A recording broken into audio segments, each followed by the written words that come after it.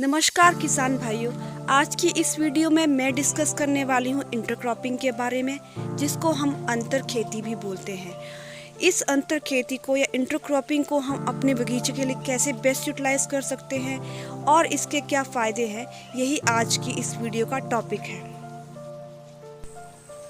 किसान भाइयों, ये बात आप बहुत अच्छी तरह से जानते हैं कि लैंड जो है हमारा बहुत ही इम्पोर्टेंट रिसोर्स है, और अगर हम कोई भी बगीचा लगाने जा रहे हैं तो हमें इसमें कम से कम कमर्शियल क्रॉप आने में लगभग 3 साल से लेकर 7 से 8 साल तक का समय लग सकता है, जो डिपेंड करेगा आप कौन सी हॉर्टिकल्चर क्रॉप लगाने जा रहे हैं।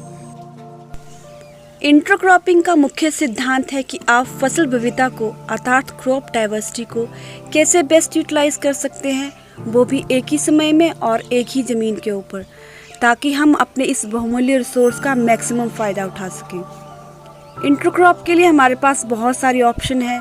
या तो आप मेन क्रॉप के साथ कोई दूसरी अनाज फसल ले सकते हैं, या फिर कोई दलहनी फसल ले सकते हैं, या फिर कोई सब्जी फसल ले सकते हैं। सब्जी फसल में एक बहुत अच्छा ऑप्शन रहता है कि इसमें ज़्यादातर जो वेजिटेबल है वो शॉर्ट ड्यूरेशन होती हैं और मार्केट में इनका अच्छा दाम भी मिल जाता है, और हमारे पास मल्टीपल ऑप्शंस होती हैं कि हम कौन कौन सी सब्जी लगा सकते हैं। तो चलिए आते हैं मेन मुद्दे पे। ये जो ऑर्चर्ड आप देख रहे हैं ये लगभग 13 कनाल एरिया में फैला हुआ है, और इसमें इन फार्मर्स ने लगभग 650 सेब के पौधे लगा रखे हैं, जिसकी उन्होंने आपस में डिस्टेंस जो है 10 बाय 10 फीट रखी हुई है। तो आप ये देख पा रहे हैं कि बीच में काफ़ी एरिया इनका जो खाली बचा हुआ है।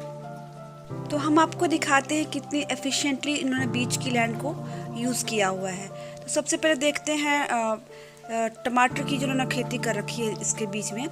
तो इन्होंने 2 सेब की लाइनों के बीच में एक टमाटर की रो डाली हुई है बीच में, और इस टमाटर की एक लाइन से दूसरी लाइन का जो डिस्टेंस है वो लगभग 1.5 मीटर है, और प्लांट टू प्लांट जो उन्होंने डिस्टेंस रखा हुआ है वो लगभग 40 से 45 सेंटीमीटर है।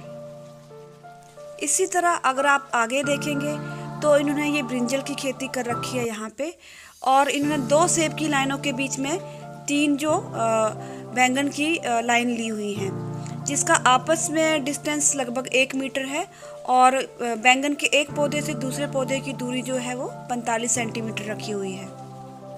इसी तरह आप देख सकते हैं कि इन्होंने मेड़ों पे जो है फ्रांसबीन की इंटरक्रॉपिंग कर रखी है, और साथ ही साथ समर स्क्वैश की भी इंटरक्रॉपिंग यहाँ पे आप देख सकते हैं।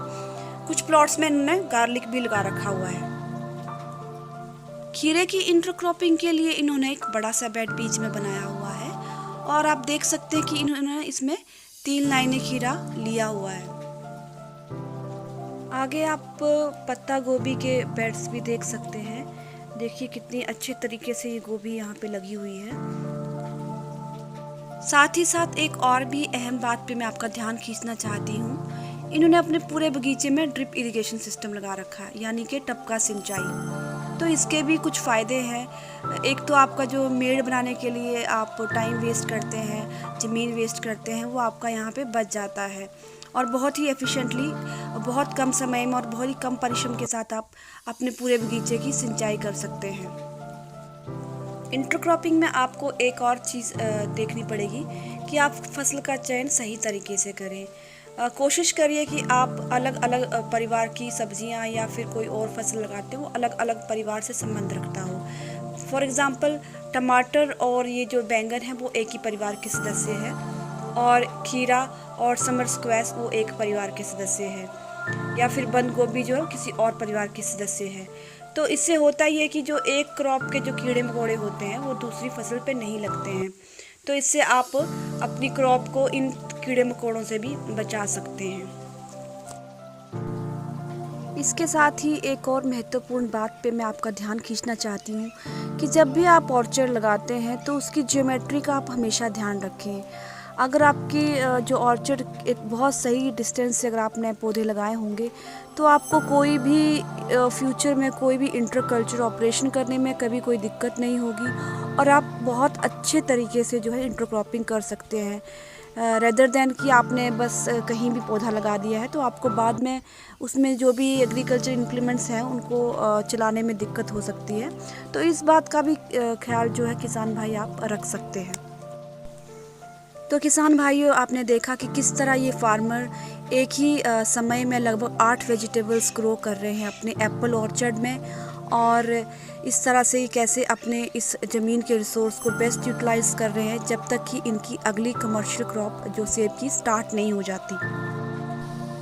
तो किसान भाइयों, मैं अपनी इस वीडियो को यहीं पे विराम देती हूँ, और आपको ये मेरा वीडियो कैसा लगा प्लीज़ आप मुझे ज़रूर बताइए कमेंट करके, और मेरी इस वीडियो को आप शेयर करिए, मेरे चैनल को सब्सक्राइब करिए और मेरी इस वीडियो को लाइक भी ज़रूर दीजिए। तब तक के लिए धन्यवाद। जय हिंद, जय जवान, जय किसान।